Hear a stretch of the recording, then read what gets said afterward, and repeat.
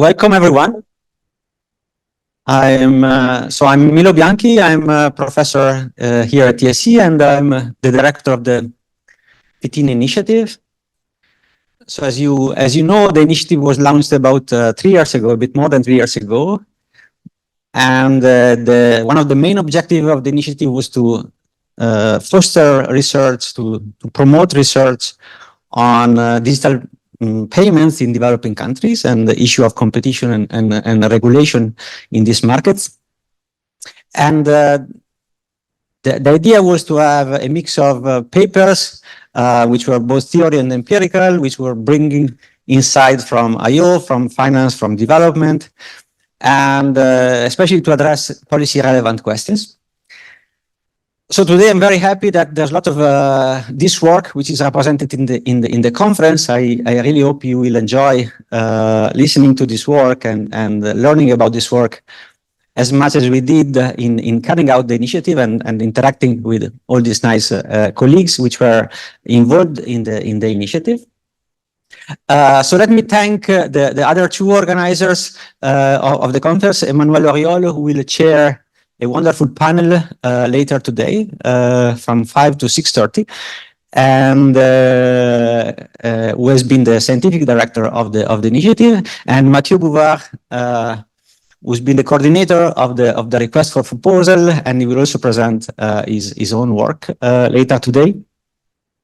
So let me thank all the speakers, the panelists, the discussants, all the participants who have traveled quite far sometimes to come here.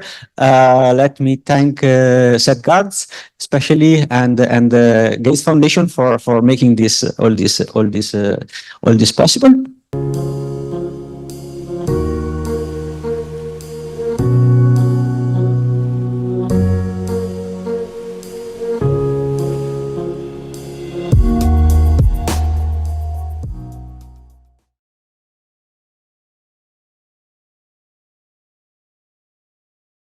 Time for the nice panel. Thanks, Emma, for chairing this. So, well, we are missing one panelist. The panelist that was missing. Yes, he's very sportive and everything. So that's coming right from Washington. So we are very fortunate tonight to have this panel. I must say that was my dream panel. And well, it's always difficult to have this very good people that are very busy, but here they are. So it's really a privilege to listen to them. So the first speaker will be Seth GARZ, that is from the Bill and Melinda Gates Foundation, and that will give us some perspective on the initiative. And the other initiative is supervising, and he set all the PhD from Berkeley, so he's a colleague really, and understand the economics very, very well. And so it was really a pleasure to work with him. And then I will give the floor to Thomas, who is coming from the OECD, and that will give us some perspective, first of all, general descriptive statistics on financial inclusion, and then we'll talk about consumer and in particular education of consumers. So this is directly related to the last paper we had. Consumer might be biased in terms of behavioral, and so we will have some information about that, and also about some protection of consumers. So education can help, and that's something we will have. So that's the first order for the speaker. And then we will have Xavier, GINE or GINE? GINE, Xavier GINE, because there is no accent. So Xavier GINE, that will present a study that he also did thanks to Seth with the Bill and Melinda Gates Foundation on transaction costs. So this is also about demand and what might prevent people. And this is also related to the last paper, and that was about all these transaction costs. And then we will move towards more regulatory issues. We are very fortunate to have Marc BOURREAU with us, so we will talk really about regulation. Marc worked on this issue and is really one of the best specialists, I believe, in France on that. So we are very happy to have you there. And last but not least, when I asked about this panel to one of my very good friends, who is the vice-governor of Banque de France, who I should target for regulation in mobile payment. She said, Brazil. They are really the best owners on that. They are really at the forefront. And guess what? I managed to convince, thanks to Renato Gomez, that is a very good colleague of us and that is working at the Banque Centrale du Brésil, I managed to convince Xavier, Carlos, yes, from joining us, and they will make a beautiful presentation. So that's really, and it will be a very touch of hope because this is a success story, and we want to mimic that. So please, the floor is yours. Thank you so much, and thank you for motivating this panel. It's super exciting to be with these other contributors. So as Emma mentioned, I'm from the Bill and Melinda Gates Foundation and from the Inclusive Financial Systems team. And instead of diving into particular research findings on relevant to policy or regulation, which I think many folks on this panel will do, I wanted to kind of motivate a little bit why at the foundation we even are thinking about this and how, from a research perspective, we think this initiative in particular is a valuable contribution in the context of other research that's going on. And so, you know, in particular, if you think of a foundation supporting kind of innovations in financial systems, it's to reduce poverty. It's not kind of the first sector that you go to when you think about trying to impact poverty, right? Often donors, bilateral donors or private foundations are going to intervene where there are much clearer market failures or roles for public interventions, whether it's health, education, social protection. Right. And so in so much as now we're intervening in a place where markets are incredibly active, we have to think a little bit about where we can intervene and what regulators and policymakers need. And my colleague Ariadne and I, Ariadne's here, Ariadne focuses on regulation and I focus on research for our teams. We were kind of joking that when she walked in, she's not often in the academic context. She's often working with regulators in a much more kind of regulator-centric context. And how in those contexts, regulators tend to present, but not to have too much substance that they're presenting. That's very, in some sense, subject to the politics of what it means to present when you're representing a government versus what academics present, which is quite the opposite. They're presenting theoretical models sometimes or empirical models related to theory that may be completely divorced, hopefully not completely, but somewhat divorced from the realities of a given situation, right? And so in some respects, that's part of why this initiative is really exciting. So to reveal my kind of secret motivation, which I think Christoph, actually, I have to thank you for having a very early conversation with me years and years ago on how I should consider engaging kind of industrial organization experts in thinking about these problems and originally turned me on to the idea. So, you know, on the surface of it, we're talking about interoperability of digital payments, and the foundation has certain beliefs about why we think interoperability should benefit low-income consumers, some of which the variety of papers have challenged recently, in particular the last paper, certainly if we don't also have consumer protection.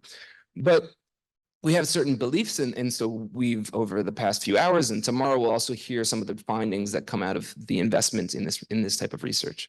And obviously that research for us is meant to help enable regulators to make good decisions, good design decisions, if they, first of all, decide encouraging them to implement interoperable payment solutions, but then to make good design decisions when it comes to that implementation. That's very straightforward and things like that. But I have to admit that I have a secondary objective in doing this, which was something that I think, Stefan, you're probably experiencing now as a lead economist in the World Bank's infrastructure team, which is the real lack of industrial organization, insight, and knowledge in the development sector. So I think Penny Goldberg, many years ago, who used to be the lead economist of the World Bank, obviously an esteemed trade researcher at Yale, once mentioned to me how few, if any, IO experts there were within the World Bank many years ago, which is kind of funny when we think about, you know, the fact that what we think about kind of some of the failures that lead to sustained poverty or lack of growth in lower income countries probably have a lot to do with IO-related issues. Now, my claim is that this is even more pronounced in the context of finance, and in particular that there are some weaknesses, many weaknesses in the way that development economists in particular, including myself, and maybe other colleagues on this panel can speak to this, have a limited tool set when it comes to interrogating the market failures in finance in low-income countries, right? So broadly speaking, development economists are using applied micro methods, often looking at not looking at general equilibrium outcomes, but looking at partial equilibrium outcomes. And so we can say something about the context of individual interventions in individual samples in smaller communities, but rarely are we going to have the type of data that will allow us to say something about general equilibrium outcomes on the level of a market, right? And when we're suddenly thinking about tweaking market rules in the context of finance, and we're trying to understand the welfare implications of those, it makes it very hard to reconciling that broader motivation with the limited tools that development economists often bring, which is why I think thinking about IO, which considers kind of market level dynamics, also the competitive dynamics and also dynamics at all, I think is really important as we take seriously how research should or should not inform policy decisions. And what I really have appreciated here is the marrying of both theory and empirics, both in this forum, but more broadly in the research agenda, and putting both development economists and IO experts in the same room, right? And so, just to kind of make that practical, when we as a foundation are trying to bring solutions to regulators or ideas to regulators, I think the challenge, but also the opportunity, is for us to provide intuition from a theoretical perspective. So frameworks for thinking about the choices that should or could be made, the trade-offs that could or should be considered, and then some of the empirical evidence to back up some of those decisions, right? We'd be completely irresponsible if we didn't provide data and evidence to try and back some of the decisions or recommendations. At the same time, I think we'd be irresponsible in suggesting that the regulators can only be driven by data, because some of the questions that we're going to ask just can never be captured, right? I think we heard earlier the lack of data to actually test a theoretical model, because by construct, we're thinking on the level of economies, on the level of financial systems, and we rarely have the data that we'd ideally have to empirically test some of our theoretical models. So that's just a little bit lifting the kind of curtains, or pulling back the curtains, so to speak, on dual motivations of supporting this kind of work. And really, by extension, really appreciating the willingness of the researchers in this program, at TSE and beyond, to lean into the challenge of trying to get both types of thinking in the room when it comes to this. And just to get as a final context, to finally set the context, this is not the only kind of work that we support. Some of the other research that we support is much more traditional development economist kind of applied micro stuff. We are looking to create better ways of setting up so there's evidence. There are a couple places where we know that mobile money is particularly impactful, right? So on smoothing consumption across shocks, and also in terms of remittances, right? And so, part of the work that we're trying to do is to improve the external validity of some of those findings, and in parallel, create new methodologies that are thinking about how to set up RCTs and empirical projects more generally for improved external validity. So multi-country experiments using very intentional sampling derived from structural models. A group from NYU is doing that in South Asia, for example. We have an initiative at Edward's Professor Asiadu's University of Ghana that's focused on interrogating agent infrastructure, so the retail distribution infrastructure related to mobile money and digital finance more broadly. We have an initiative at the BRAC University that's looking at the impacts of digital finance on women in particular, and gender more generally. So taking seriously the fact that women and men have different experiences when it comes to the financial systems in developing countries. Zaki spoke a little bit about a very important population of women in urban Bangladesh, for example. And then Xavier knows well our work in consumer protection, supporting IPA's Consumer Protection Initiative, a very under-researched aspect of the financial system, which I think, the last model that we saw really motivated, the success or failure of interoperability to generate welfare benefits can very much depend on the presence or absence of sufficient consumer protection. So that's just a little bit of a teaser of some of the work we've done, some of the motivation behind this initiative and our support for it, and more generally just an expression of appreciation for all the work that's been contributed so far. Thank you very, very much, Seth. I think, yes, it was very clear. So now, OECD point of view. No, I'm kidding. Don't laugh, please. Thank you, Emmanuelle, and thank you for the invitation. It's really a pleasure to be here. So I would just like to give you a more broader point of view on this issue of financial inclusion, financial consumer protection, and financial education. I'm not going to equation and model, but more telling you what we are doing at the OECD in this respect. So yes, these three topics are usually what we call a kind of trilogy. So we discuss them. I mean, they are completely interrelated. We discuss them through three main bodies. So two bodies are more G20 bodies, so dealing with financial inclusion. It's the Global Partnership for Financial Inclusion. And for financial consumer protection, it's following the 2008 crisis. The G20 created the Task Force on Financial Consumer Protection. And the third body is the Financial Network for Financial Education, which is not linked to the G20, but it's much broader with more than 250 members and setting some standards on financial education. So these three main bodies are setting, let's say, high-level rules with regard to financial consumer protection, financial inclusion, and financial education. I can maybe give you later, if you want, some more insights on this high-level regulation, which then, let's say, translate into all the jurisdiction all over the world, and especially in the EU. So yeah, just a few statistics or a few data that we have on financial inclusion, and of course, thanks to the World Bank, which is really at the forefront on this. On this matter with the Findex publication and so on. So, I mean, we can basically split between, let's say, developing countries and developed countries in terms of financial inclusion. We have seen with the COVID-19 pandemic that it has been, financial inclusion has been rising tremendously in developing countries. And now in developed countries, it's almost universal. So we still have these two, let's say, streams in terms of financial inclusion figures. But then when we discuss and when we gather all regulators around the world, the challenges broadly remain the same, whether you come from a developing country or developed countries.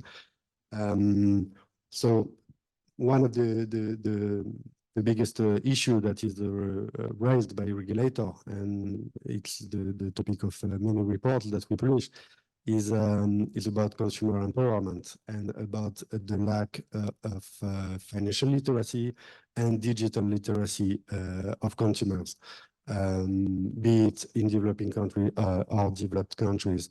And I will talk a bit more in depth about these literacy issues later, but this is really one of the key trends that is identified in most of the jurisdictions around the world, and also the issue of financial resilience and financial well-being with the exposure to frauds and scams, which are also linked to financial education. So we conducted a survey last year about financial fraud and scam, and in more than 60 countries, basically the average percentage of people falling victim of financial scam is 15%. So of course there are many variations between the countries. I remember the highest was in the Philippines and Indonesia, where the number were really impressive. And then you have also, of course, other countries where these rates are lower. But all in all, these figures are quite worrisome. And so the numbers of scam and the number of people exposed to financial scam have risen, especially following the COVID-19 pandemic. The sophistication of fraud and scam also increased tremendously. So it's not anymore the only, let's say, easy scam on email, but we have a real range of scams, especially with the let's say the progress in terms of social engineering and the tactics that are used by fraudsters towards especially vulnerable groups. And the amount of loss of each people being scammed also increased tremendously. So these aspects make this context makes the importance of empowering consumers through financial education really on the top of the agenda of many regulators around the world. So financial education, if I can just give the OECD definition of it, and which is now broadly accepted, is really a combination of knowledge, so the understanding and awareness of concepts of products available in the markets, for example, but also behaviors, so the skills that people put in place to apply, for example, this knowledge, and also the attitudes. So let's say the state of mind and of people, and for example, the way they see their situation in the future, how they position themselves towards future challenges. So this is the definition of financial education. And when you mix that with digital literacy, which is really how to behave on a digital scale, you mix it with digital financial literacy, which is really how you apply financial literacy and financial education concepts really into the digital world. So digital payments, crypto, and all these issues. So this is a bit of a new topic now, let's say, after the COVID-19 pandemic, and it starts to really get into the regulations, and it's mainly applied to regulation structure, regulation frameworks through the application of national strategies. So that's really something we advocate at the OECD. We support members to set these national strategies. So there are now more than 90 national strategies around the world focusing on financial literacy issues, and more countries now are thinking about launching some digital financial literacy strategy. So really targeting some of the specific issues. So yeah, maybe in a later stage I could elaborate more on this issue, how we measure it, how we implement it. But yeah, this was really how I wanted to set the scene, let's say. It's very interesting. I think it's very complementary to what we had theoretically before. I believe one of the many papers of Milo is relevant. So now I would like Xavier to talk, to explain us the transaction cost, which is also relevant to Milo paper.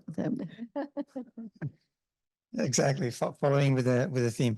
So yeah, so the idea was basically to understand the costs of doing a transaction with a mobile money provider. And so now we can go to online and look for the price that's posted on the websites. 70% you find the listed price of how much it's going to cost to do any transaction, a cash out, cash in, so on and so forth. But basically, there might be a difference between the listed price and what the actual agent charges you on the ground, when you're in the field. And in fact, the monetary cost or the cost of a transaction, the fees that the agent charges you may only be a part of the cost, right? And so here I'm thinking, of course, there's a shoe leather cost of actually going to the agent, and we talked about transportation costs, but also you go to the agent may not be there, even during business hours, regular business hours, right? I mean, the guy might have closed for temporarily, might for whatever reason. Now, even if the guy's there, the guy may refuse to do the transaction, because maybe they don't have flow, they don't have cash, depending on what kind of transaction you want to do, right? And so the idea was basically to document all that, And so we did that, using different methods of data collection. Okay, so we did consumer intercepts. That means basically, parking an enumerator nearby an agent and just waiting people to do a transaction, and then you kind of you intercept them at the agent, and then you ask about the last transaction that they did, right? You can also do, another thing that we did was an audit study. Okay. And so an audit study means basically recruiting people. These could be professional people or this could be local people. And then you give them a list of agents and you send them out to do transactions, right? And then you record for every transaction that they attempted, whether or not the agent was there, and whether if the person was there, whether the transaction was successful or not, right?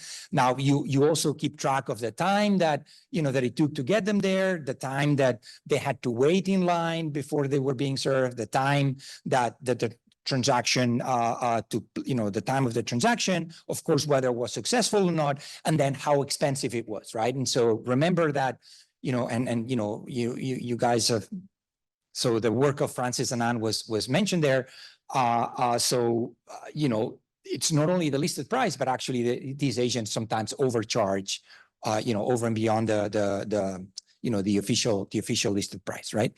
And so, again, we looked at, so you can use professional auditors. These are folks that by design will have set foot into these agents for the first time. So these are going to be first-time interactions, right?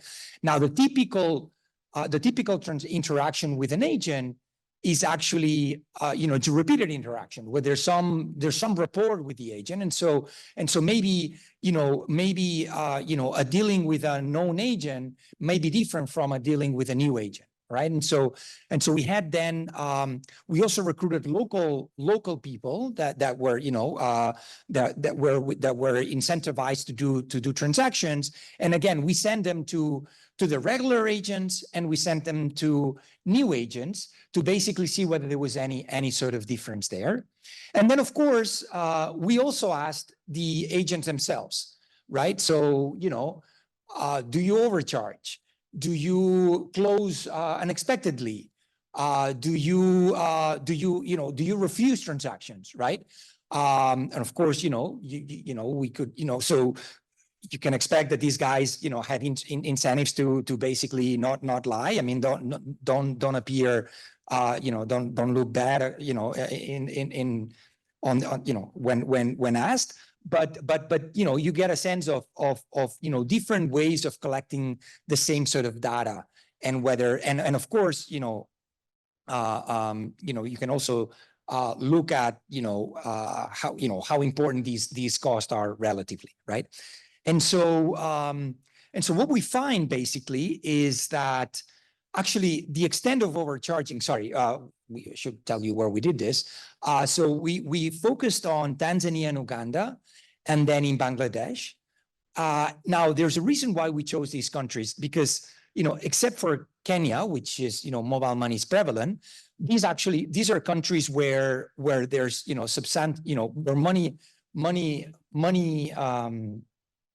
mobile money is actually quite important in terms of, the share of people that have accounts, the share of people that use digital payments, and actually the share of people more recently that are actually using mobile money as a form of savings.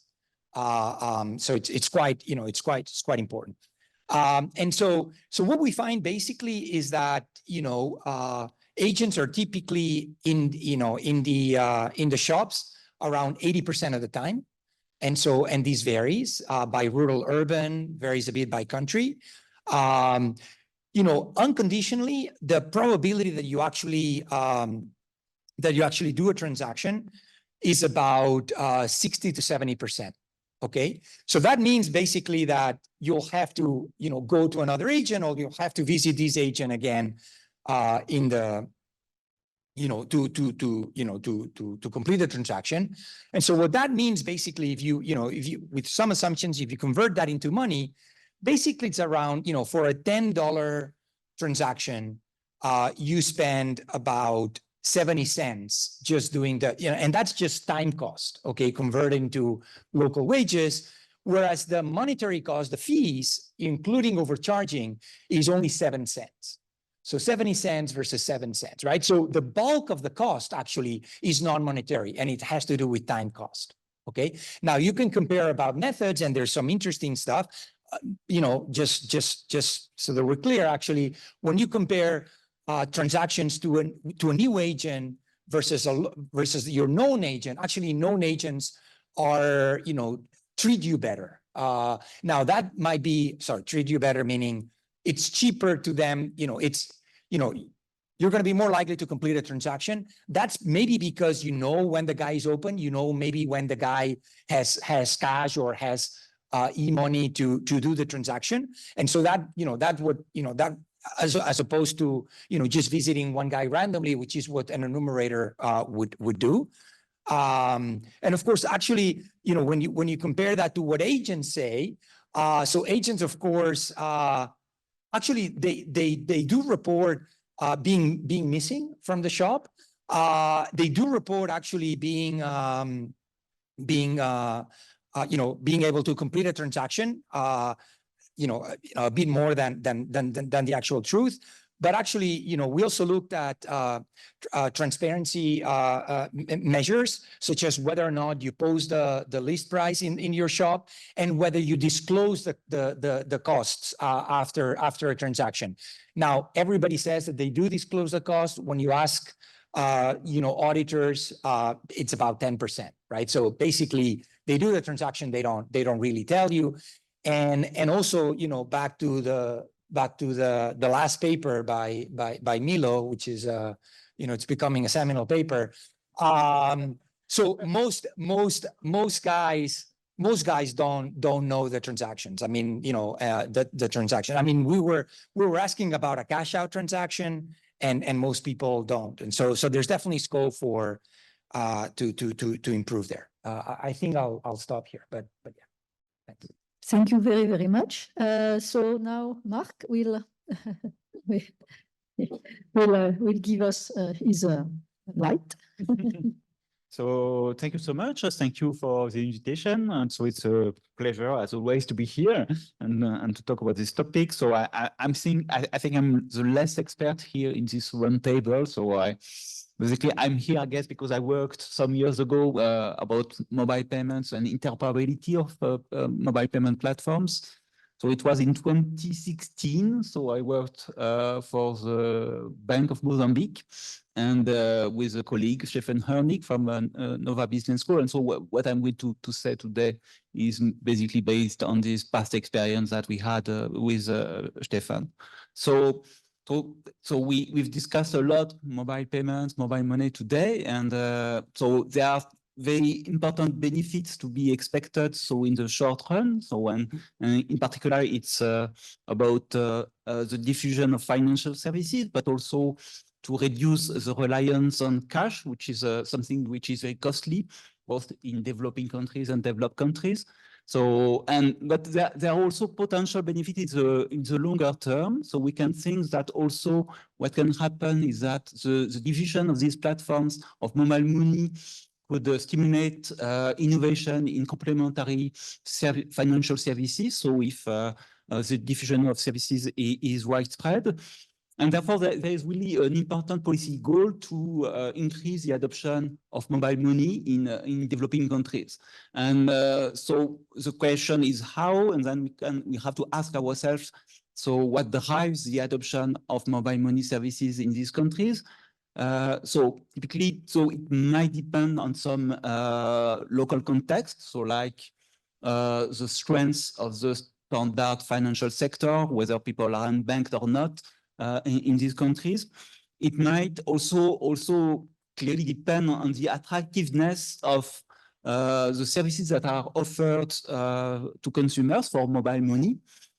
So in terms of levels of prices, quality of service, also the variety of services, not only the ability to exchange funds with peers, but also maybe to do some savings, as was discussed. And finally, what matters and what was discussed today in particular is the size of the network, because typically you want to join a mobile money platform if you have a large number of opportunities to send and receive money from your family and friends typically.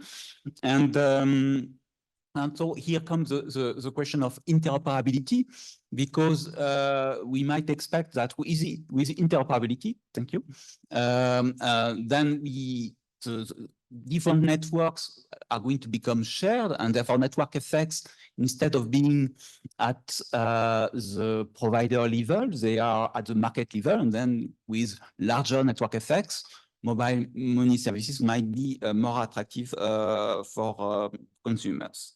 So let me think.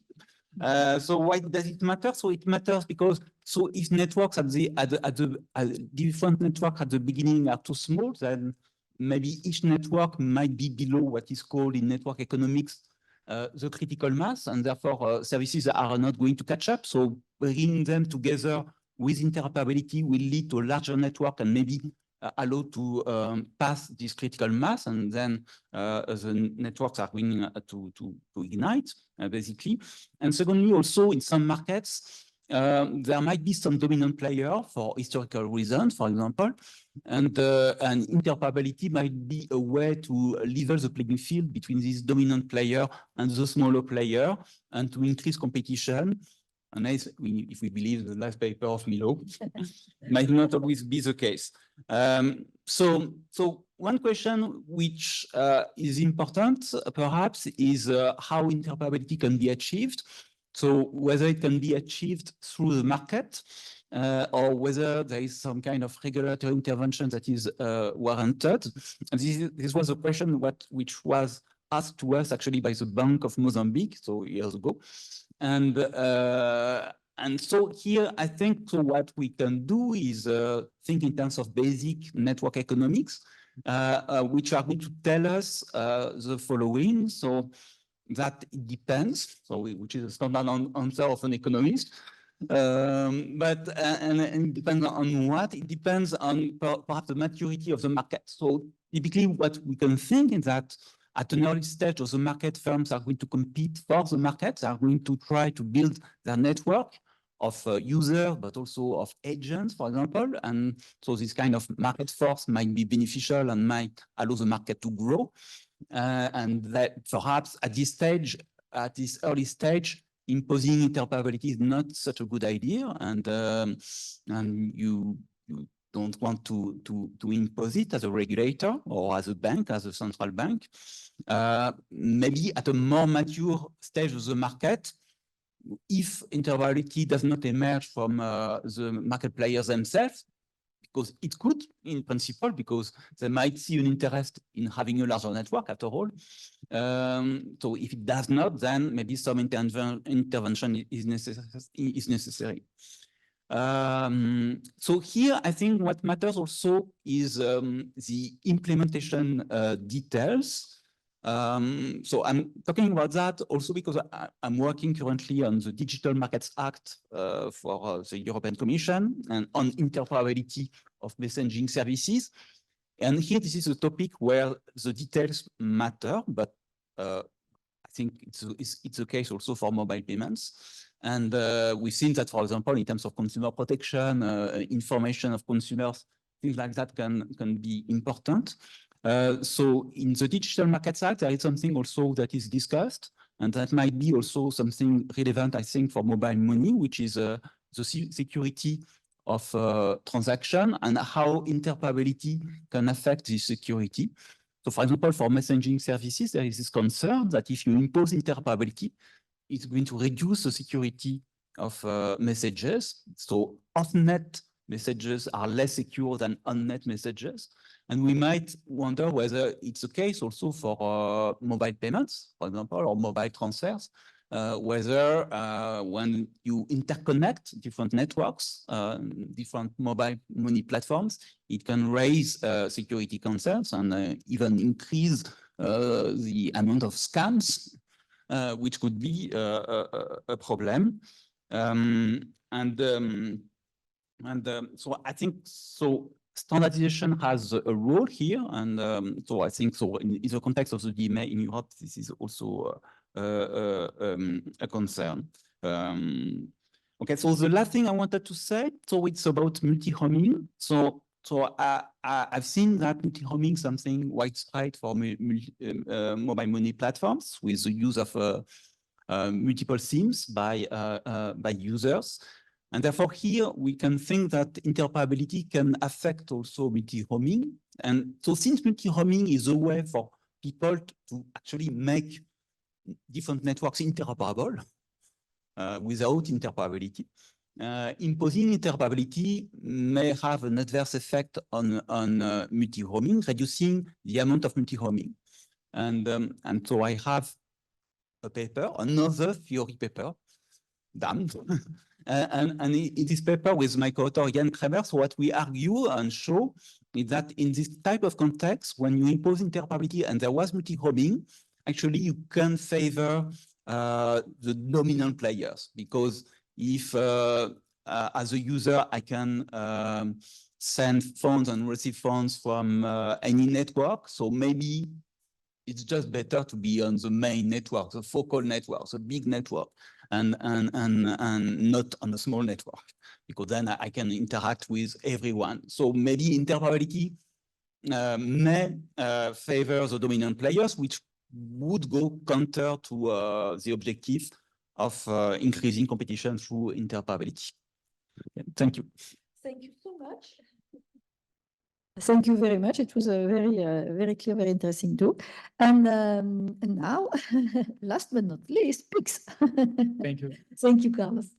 Thank you, Emmanuelle. Thank you for the invitation. I'm very glad to be here and share our experience to develop PIX. I hope to bring very insightful things for you today. And as Seth mentioned before, I think this joint cooperation between regulators and academia is very fruitful. So let me see.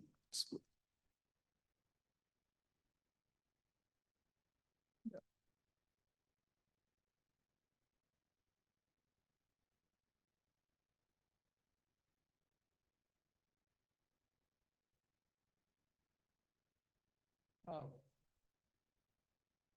Let me see. I think. Yeah. Okay. Thank you a lot. So before starting talking about PIX itself, I think I need to bring more details about the context of PIX, because people may think that we launched the fast payments and in one day, and the following everything was working perfectly. But the PIX was only the missing part. Everything started maybe 10 years ago, when we built a legal framework, creating a new type of authorized institutions with a lighter prudential requirement proportional to the risk. It was the origin of the payment institutions in Brazil. Payment institutions in Brazil, they cannot grant loans, but they can offer prepaid and credit cards. And it was important because at that time, one diagnostic that we had in Brazil is that people needed digital payments. 15 years, 12 years ago in Brazil, people use a lot cash. And we needed to change that. So how we would do that? We should create a new institution with a very light capital requirement and very simple license process. Because with that settled, we could have a lot of institutions providing these means of payment. So these rules, they were limits to their exposition to risk. And these institutions, they became very popular in Brazil, notably by offering free of charge accounts and user-friendly technology. And all services are offered through smartphones with no need to visit any physical branch. And it was very important in Brazil because we have regions in Brazil that are in the middle of the forest. So it's impossible to have ATMs or even branches. So as those institutions became so popular that even the incumbents, they responded offering similar products. So when Pix was launched, the use of cell phones for financial transactions was already widespread. Well, and unfortunately, another factor that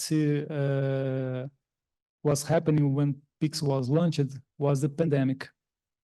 Pix was launched in November 2020, and we were in the middle of the pandemic. And digitalization imposed the digitalization imposed by social distance policy have changed the habits of non-Brazilians, and they had to incorporate mobile technology. So was a real need for people to make transactions via mobile. And in addition to that, the Brazilian government paid during the pandemic an emergent aid through a digital account provided by a state-owned bank. And at that time, in only 3 months, about 14 million unbanked people were inserted in our financial system. And now of that with digital accounts. So people really had that in mind. It was people were familiar with smartphones, doing transactions with smartphone. And one of our worries at that time is that big techs were arising, offering many closed loops, and we needed to do something to avoid that friction. So what we wanted to do is leverage this mobile widespread adoption and through a public policy, provide something that could be open before a big tech or any big player offers something closed and with all the frictions that would come with that. And even at that time, we were talking with the industry. We were, the moment that we launched payment institutions, that we changed, the Congress changed the law, giving the mandate to the banks, to the central bank to do all these reforms. We were talking with the industry. Why do they not offer instant payments? Why do they not offer something that could overcome those barriers? Of course, it's understandable because they do not enjoy the incentive as the payment revenues would be jeopardized. And moreover, develop from scratch, not only instant payment, but any kind of feature that empowers the consumer, they need a complex coordination and start setting activities. And the need for an open architecture, fully interoperable, and coupled with unbiased governance is very, very difficult to flourish from private provision. So to finally go to the Pix, considering all this framework, we posed that Pix from the beginning should be open, accessible, simple, and safe.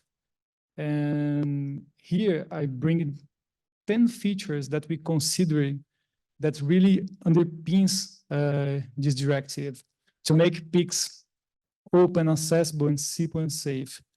I would start with the first feature that we say that's having a single name, a single brand, and standardization. Why? Because we want to create a simple payment journey, and we establish a single logo that's stated in small letters besides the image powered by Banco Central. I think you can see the logo has powered Banco Central. And concomitantly, we prepared a user experience manual to standardize the offering of Pix by different institutions. Every institution must follow these rules when offered Pix. The idea here is to make sure that consumers understand that there exists a public infrastructure behind the instant payment. And this is very important because Pix was launched in November 2020, but 1 year after we launched the logo, was the first time a central bank was marketing a product. So every journalist, every news was talking about Pix. And since the beginning, as the central bank was the first one to offer Pix and say that Pix would be a commodity. So it's not just a payment. It's not a product. Nobody's going to sell you a better Pix than other Pix. So it's just a commodity.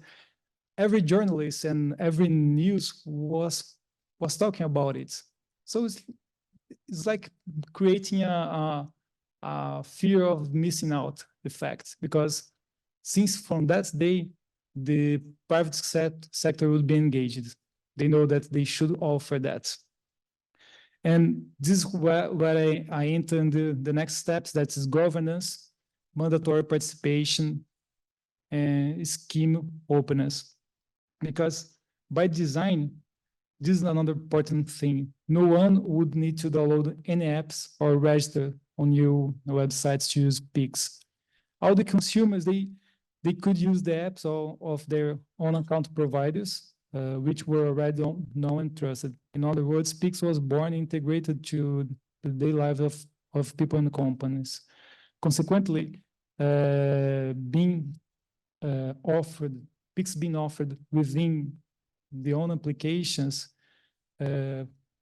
people see Pix inheriting all the application security system, everything that have been tested. So when marketing Pix, we were not marketing a product where people should trust that was safe or it was available in a new and totally different way. No, you should open your app. You see the same logo in an app that you have. That's why the standardization manual was important. And I remember that I was doing development of this user experience manual.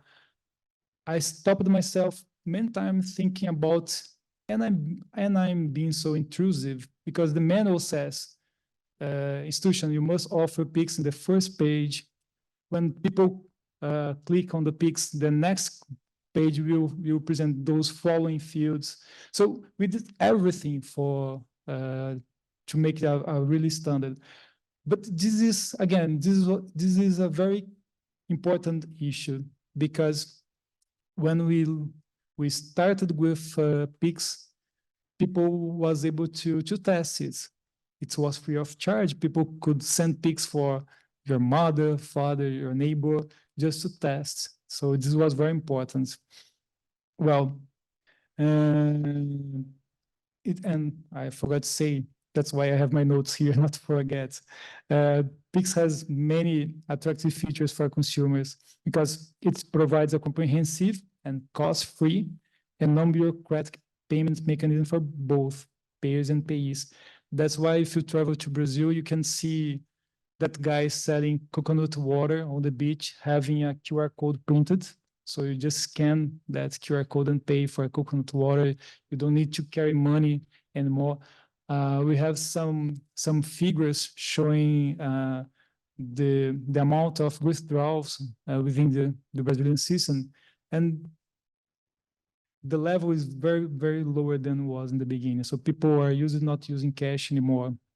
Of course, cash is still very used. It's not, will still be very used in the future, but people are step by step using more digital means of payment. Well, and now it's important because it's very related to many issues that I saw here during some models that were presented. Because once the supply strategy that I was describing here was defined, the next step was think about distribution. So not playing the role, because the Central Bank of Brazil has a twofold role. We are the scheme owner, but we are also the regulator of the financial system. So using this role of regulator, the central bank determined that the large institutions, in terms of number of transactional accounts, must offer Pix. So with the largest institutions offering Pix, the other institutions followed, not to lose customers. So as a result, from day one, virtually every Brazilian could make or receive a Pix. I remember that in the launch of Pix, we had almost 800 institutions offering Pix. So basically, every regulated entity was offering Pix from the day one. And the other supporting pillar of Pix is its infrastructure. So the goal was not to have it, the goal was to have it accessible, neutral, on competitive grounds, and low cost. That's why the Central Bank of Brazil plays this role, offering this decentralized infrastructure. We adopted a cost recovery approach. We charge only 1 cent of Brazilian real for 10 Pix transactions to the receiving institutions. It's about 1 cent of dollar for every 50 transaction. This is the cost of Pix. And at the same time as the scheme owner, we determine that all payment institutions, that all the transactions between individuals would be free of charge. Even when an individual sends a Pix to a merchant, the individual does not pay. And it is important because if Pix aims to play the role of cash, people must feel have the same structure. If you don't pay when you use cash, you shouldn't pay when using Pix. If you don't pay when making transaction with cards, you shouldn't pay using Pix. This is the structure. So this is fee structure where we turn very attractive for individuals. Made sure that consumers would be quickly on board on Pix. Thus, Pix would be a must adopt for firms. Consequently, this strategy solved this coordination problem inherent to industry that exhibit network effects. So this is the context of Pix. Here, I bring just a figure to show what I mentioned before. The central bank plays the role of settlement infrastructure and also proxy database, because to make a Pix, you only need to insert a key. Or the alias of Pix may be your phone number, ID, email, or a random key. You can choose each one, and you can choose in different institutions. You can insert your if you have more than one account, you may have one key in one, your email one, your cell phone in other. And it was interesting because when the industry saw that having the main key registered, every institution started to have this key before. So the own participants of the market of the industry started to marketing that your customer should register the key before on that institution. So also helped us a lot. And here some figures about the broad adoption. We can see here on the left that we have Pix transactions in every state of Brazil. And if you can see, I'm finished. Mainly on the north parts of Brazil, Pix is very important. You can see that as on those low-income states, we have more difficulties in providing physical infrastructure. So people, they don't have much ATMs, they don't have much branches, so they use Pix a lot. On the right side, we cross-reference the alias information with the Ministry of Labor employers data, and we can see that every worker, they use Pix. So if you see workers that receive up to 1 minimum wage, about 7% has its keys registered. And if you go to the others, you have up to 9%. This data is from December 2022. So we probably now we have more data.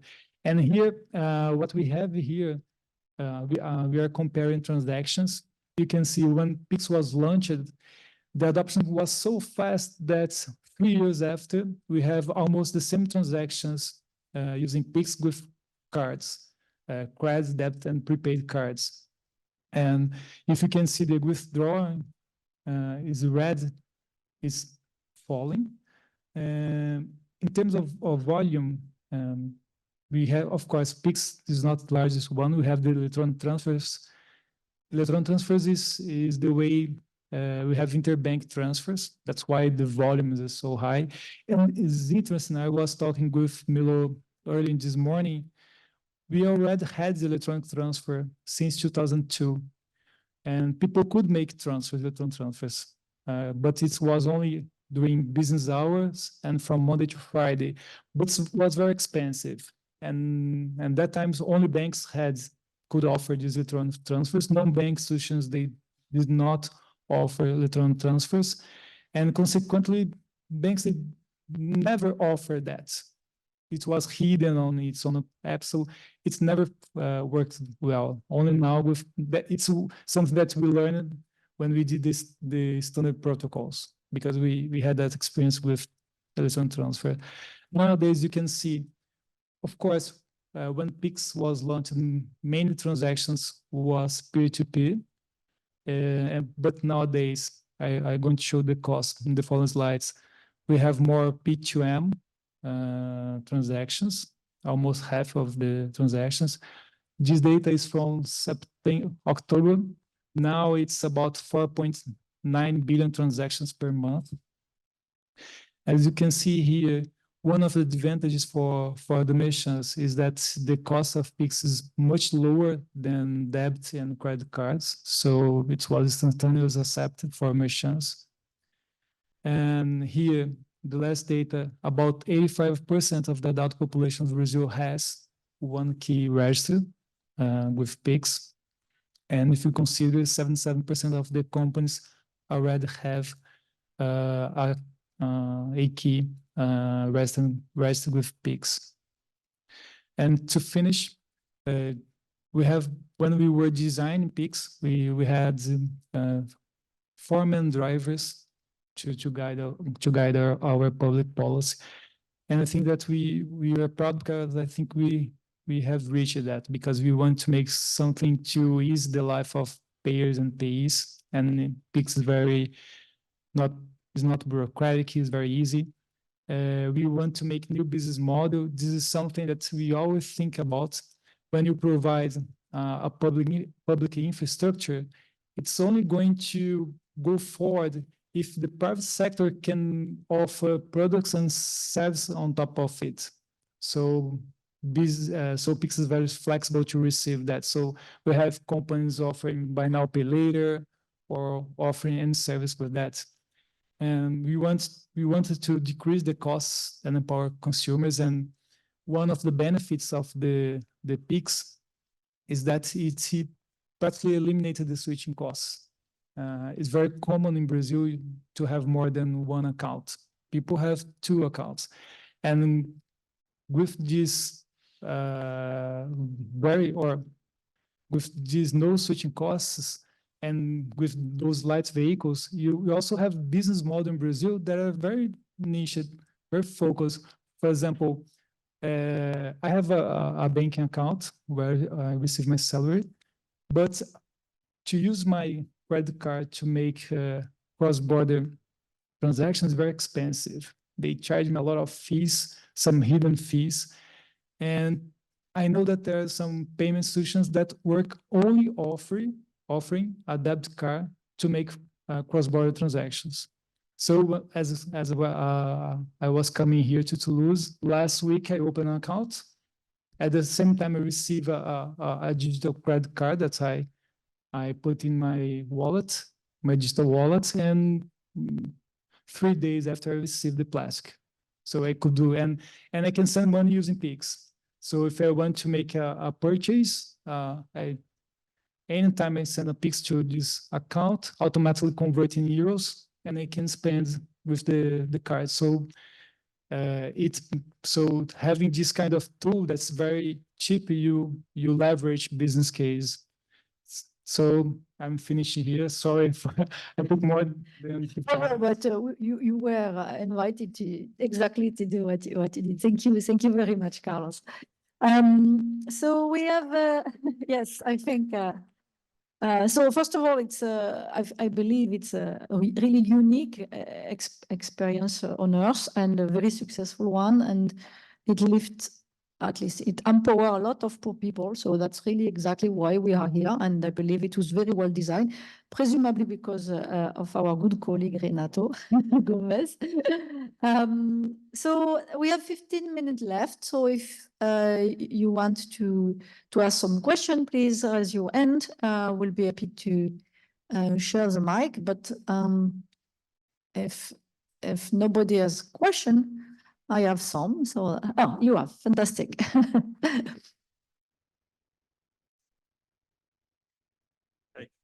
So my question is to Carlos, and maybe Xavier can also give some insight. So, when this whole fintech thing came, everybody was like, okay, so the digital payments are the most disrupted part of, financial system. But there's been quite a few years since all this started, but we see that the incumbents like Visa or MasterCard, they are still pretty strong. Like their profit margins are like in 50% or 45, like really high compared to any big digital or big tech firm we know, right? So in Brazil, for example, when Pix came, what did you see more competition and if the merchant fee also went down or just if you could provide some insight on that. Thank you. Okay, so very good question. In Brazil, we have very high MDR fees. The interchange fee, even after the launch of Pix, didn't go down. That's why we implemented cap on interchange fees on debt, and we are planning to do the same for credit cards. So it's very, very hard when we talk about card industry. We have duopoly between Visa and Master. Competition doesn't work with that industry. Competition only gives more higher interchange fee, and it really demands intervention. So we did intervention with debit cards, prepaid cards, and probably next year we are going to implement credit cards. So Renato is helping us a lot because he's the one who, when he arrived in the central banks, he's getting his background here from academia. He said he's a typical case for implement cap. And at the beginning, as regulators, we said, are you sure? Because we're going to make a really impact on that model. Because the card industry, they played an important role in Brazil because MDR is high, okay, but the acquirers, they went to the last mile. When we launched Pix, we had POS on the most distant place. So there's someone in a motorcycle taking a POS to a very small grocery shop in downtown for us. So they charge for that. But there's an important role. So we always were thinking about, can we or can we not intervene? Because if we push a lot the cap on that industry, the revenues will go down, and maybe those parts of the country would lack some payment options. But now, after some time, we concluded that we need to do that cap. We already have other means of payments. We have Pix, or the debt cards are working properly with lower interchange fees. So we are going to implement this cap this year. Okay. Xavier, do you want to add something? Or... No, but I have a question for Carlos. Okay, good. Everybody has a question for Carlos. You were right to come here, you see. So can I? Yeah. So what are the? And sorry, this is maybe a bit off topic for the conference, but I think important nonetheless. what are the consumer protection concerns that you see in PICS that, you know, the major consumer protection concerns? Is it fraud? Is it, you know, excess credit as fintech might use the PICS data to give credit? Yeah. So what are the, you know, what are the big, you know, what keeps you awake at night as a regulator, I guess? Yeah, good question. We were also discussing that. I think the first one is fraud. We have many scammers using social manipulation. So those, we have very creative frauds in Brazil. People that call you saying that works in your bank and you should and someone's trying to transfer money and you need to do something to stop, please give me your credentials, and people get that. Or even someone call you with a very noisy phone call, say, oh, I kidnapped someone. I said, oh, my daughter, yes, I kidnapped your daughter, give money. So, but Carol is okay. Oh, Carol, yes, no, kidnapped Carol. So this social manipulation is something bad.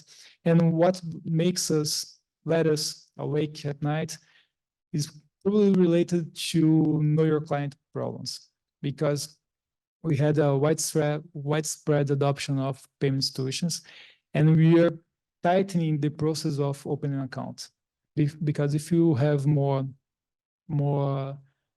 if you have better process to identify who is opening an account, you make it more difficult, because the money is within the financial system. When you make a PIX, you make a PIX to another account.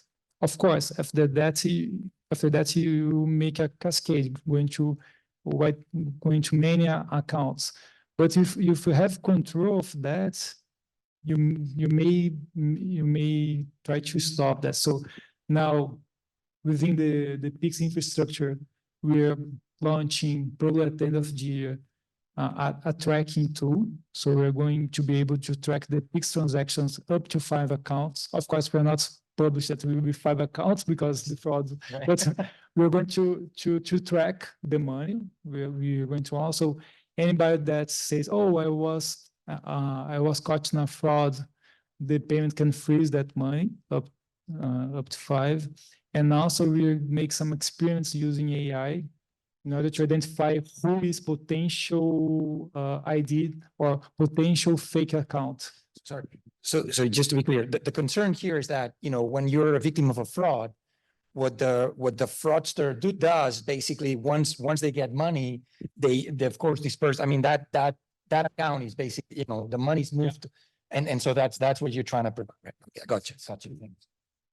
Thank you very much. I know Milo has a question, but I would like to ask Thomas very quickly, for this type of fraud, what type of education you can, because this is what you are saying initially, that the solution is to educate. And that's true, we can educate people against scam, but I was a bit curious, you were a bit quick on that, and I believe it's a very important topic. So if you have a few examples or something to say.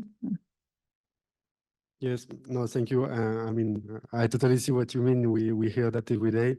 I mean, most of the fraud, they don't come from malwares or Trojan horse. Like, I mean, there is already a human factor and someone vulnerable that gives some personal data or something like that. So, I mean, there are different solution. I mean, it could come from the regulation. I mean, you can make a PSP responsible for fraud laws and something like that. So this is another point. It should come from the law. There are all the supervisory actions from the supervisory authorities. So mainly based on complaints, like complaint handling, and you make some consumer trends risks, and you go to make some on-site inspection or off-site inspection. And then from your question from the financial education point of view, so the biggest type of initiatives in terms of number, it's really the kind of awareness campaigns. I mean, warnings and awareness campaign, and to kind of force consumer to check the blacklist, the whitelist of providers on the website of the authorities. So this is one of the big action. Then awareness campaigns, so it can take many forms. It can, I mean, most of the time these days they are on social media. So with the use, for example, of influencers or really celebrities to make people aware of these techniques, which are often quite simple. I mean, phishing is quite simple. You just give your information by yourself. So these are really let's say the ad hoc initiatives. And then in a longer term, I mean, it has to come from education, and I mean, in a school context for children. So from a young age, but also at high school and students. So there are many things happening. The best of it is to have some courses about that as part of the school curriculum, and to provide some information and not only information about knowledge, but also some real case studies and how to avoid the scam and show the steps. So yeah, I would say these are the two main types of channels, like really provision of information, ad hoc warnings, and then some more in-depth behavioral type of initiatives. Thank you very much. Yes, Seth? Yeah. I just wanted to mention two other kind of approaches that we are supporting that complement some of the customer-facing education. One is, in comparison to Brazil, there are a number of lower income countries that don't have the same capacity among the regulators in technological capacity. And so we're supporting investment in open source solution that's kind of a rule-based, basically software to enable regulators to kind of like freeze transactions that appear to be fraudulent and things like that. And the point being that, you mentioned AI, but even just what we think of as like very basic filters, for example, are not adopted necessarily in many of the lower middle income countries. And then the second solution is one that came out of the Innovation for Poverty Action's Consumer Protection Initiative, which Xavier knows well, which was Professor Matthew Bird collaborated with IPA, working with the Ugandan Communication Commission. And the Ugandan Communication Commission has authority to demand what they call customer care records, complaints from the mobile money companies. So if something happens to me, I complain to my mobile money provider, and then the regulator can demand those. And so they have hundreds of thousands, if not more, of complaints.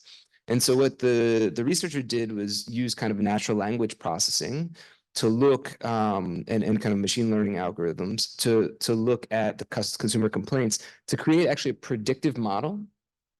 And one of the conclusions of this paper, which is online, you could look at, is that you actually can predict to some extent who will likely be the targets. And that can be really helpful, not just for preventing or looking at those transactions, but proactively reaching to those folks. I think in this case, it was like men in a rural context, I think at a certain time of day, I can't remember what time of day, that were most likely to kind of complain about fraud. And so you could target people in a much more sophisticated way, as opposed to general education, providing targeted messages to those folks at the moment when they're most vulnerable, according to the analytics. Thank you very much. I think it's super interesting. Milo had a question maybe on your paper. You want, which one?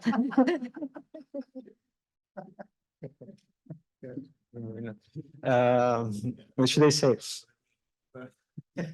No, one thing I was, the initiative is trying to understand the relation between competition and consumer welfare. And one thing that was puzzling and striking in Xavier work was that you had this correlation across countries in which fees tend to be lower in countries which were more concentrated in terms of market structure.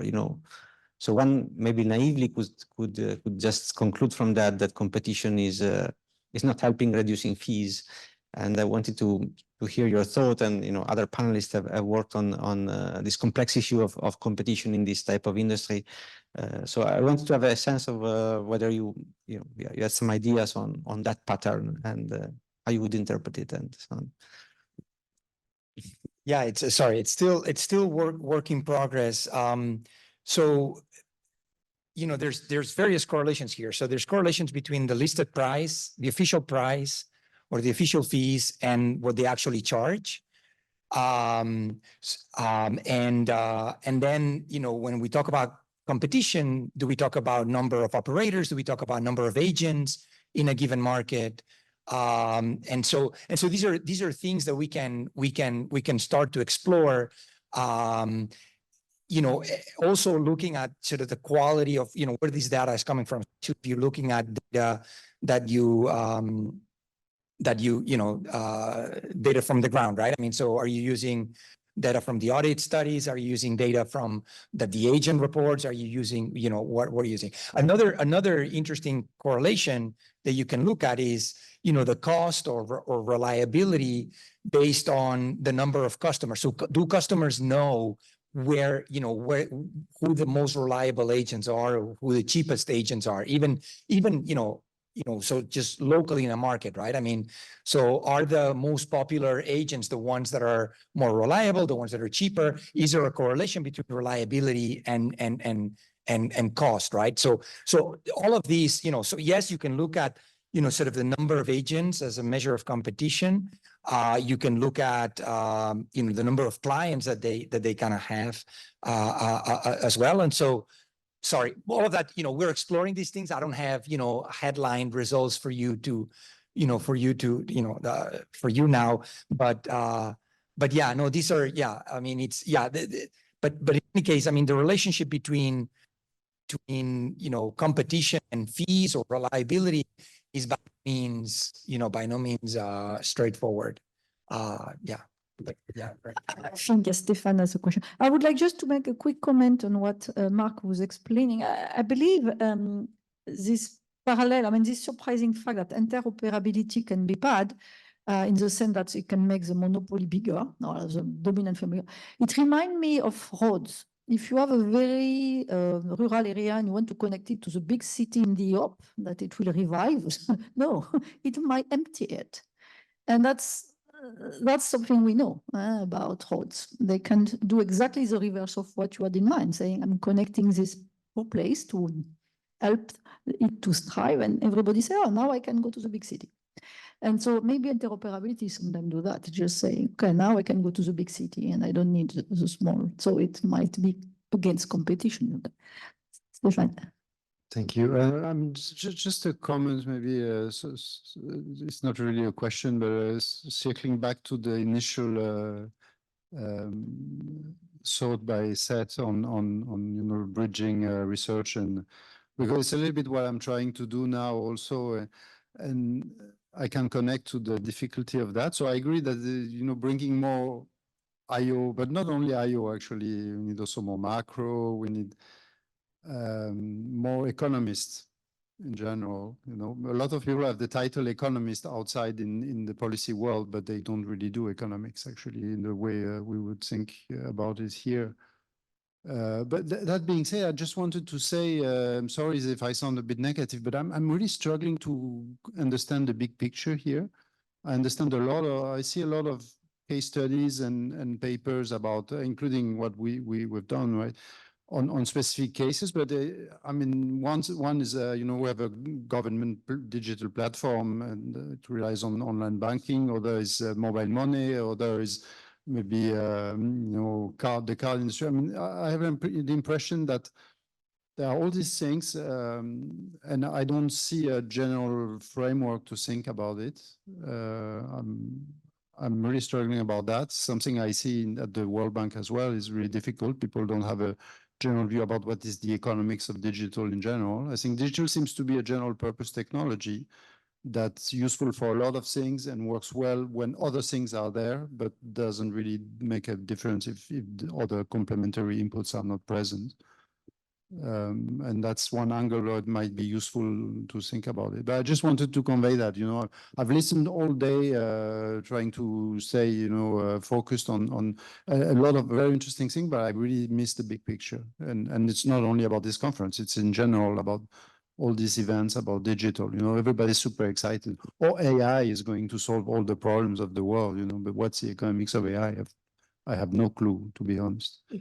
I mean, so it's just So we are all going to commit suicide. Thank you, Stefan. So may I ask Carlos to end up this talk because it's a success story and work well. It's a developing country, and here you are. Okay. I just maybe, No, I'm kidding. I think we need some of that, right? Sorry, I jumped the gun. Sorry. So just to be clear, so if we're talking about digital payments, and you know, the fact that you can use, you know, whenever you transact digitally, you leave a paper trail, and these can be used as you know, there's definitely links between, you know, use of digital payments or to consumption smoothing, to say, you know, so improving the safety net, to access to credit, and to actual real outcomes like, you know, productivity and sales and so on and so forth. So these linkages. That's definitely true. I mean, consumption smoothing, there's a lot of evidence. Right. Jobs and macroeconomic activity. I mean, I haven't seen so much, but you know, maybe I missed it. But yeah. Yeah, well, I mean, this is also, you know, I guess, you know, people are working on this, so maybe we'll see that. But so there's definitely, you know, and people are trying to make these, you know, these connections. I mean, ultimately, you know, how does that affect welfare, and, you know, what's the distributional consequences of these, right? But yeah, sorry. So, yeah. That would be the world of the end also. So that's, look at that. You are the perfect panelist. Okay. The only thing that is missing, yes, is long hair and maybe a feminine gene somewhere, but that's fine. Go ahead. You put it together. Yes, that's true. I pick the best. Yeah, no, so I think it's a really important question. So as Xavier mentioned, there's some very clear, I mean, so it a little depends on your perspective, right? So if your perspective is, how do I create a stable financial system? Then you're worried about the risks that digital introduces. So if I'm focused on prudential regulation, I say, okay, let's make sure that digital doesn't screw up my prudential system and oversight.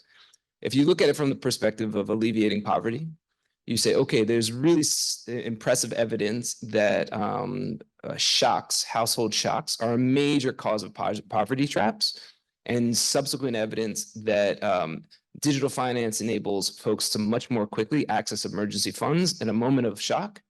So how do we build on that poverty alleviation intervention, or in some sense, poverty prevention intervention in a meaningful way, right? If your perspective is economic growth, there's a notion, which I struggle to sometimes find evidence to articulate, that there are credit limitations in access to credit, which basically in developing countries, which basically everybody that lives in a developing country knows, and everybody who seems to work on developing country knows, but people struggle to actually create evidence to demonstrate. Nevertheless, there seem to be some kind of credit market failures that are associated with that limited access to credit. And so you say, okay, we've got now this like compelling reason we have digital finance in the form of mobile money or whatever it looks like in any given country. And you say it feels a lot like that could be the start of opening up credit markets in much more productive ways, right? And so I think the problem and the reason that there's not a convenient framework to think about all these thoughts is because finance is kind of everything, right? Like the interest rate is the shadow value of, you know, in the economic model. It's the most basic construct of kind of commerce in some respects. It's not finance for, you know, so we can think of finance as kind of capturing everything all the time. And so in some sense, that's exactly why thinking about finance and how finance is related to development is really challenging, and why I kind of appreciate this willingness to think about it from so many different perspectives. I think that the way to better wrap our heads around it is to start with the problem that we're trying to solve. And so at the bank, if you're trying to solve for poverty, in the poverty group, for example, then thinking about it in terms of how to promote consumption smoothing in a more effective way, or how to provide, you know, if you're thinking of it in terms of economic growth, thinking of it in terms of credit markets and better insurance. And then if you're thinking about it in terms of just delivering government services more effectively, acknowledging that the ability to send cash transfers instantly in a very targeted way, in a safe way, in ways that could then subsequently be passed on to family members that need it most through digital kind of infrastructure. You know, those are 4 different ways to think about the problem, all of which someone at the bank is thinking about, for example, at any given time. But just to think about finance writ large, I agree, is very difficult, which is why I really, and this will be the concluding thought, is why I really appreciate, frankly, the way that academics and economists come to some of these problems. It's not to look at the solution, but it's looking at the fundamental question that we're trying to answer. And I think that's always what we have to go back to. So I'll end with that. Well, I think indeed it's a beautiful word of the end. I would like you and me joining to applaud them because some of them come from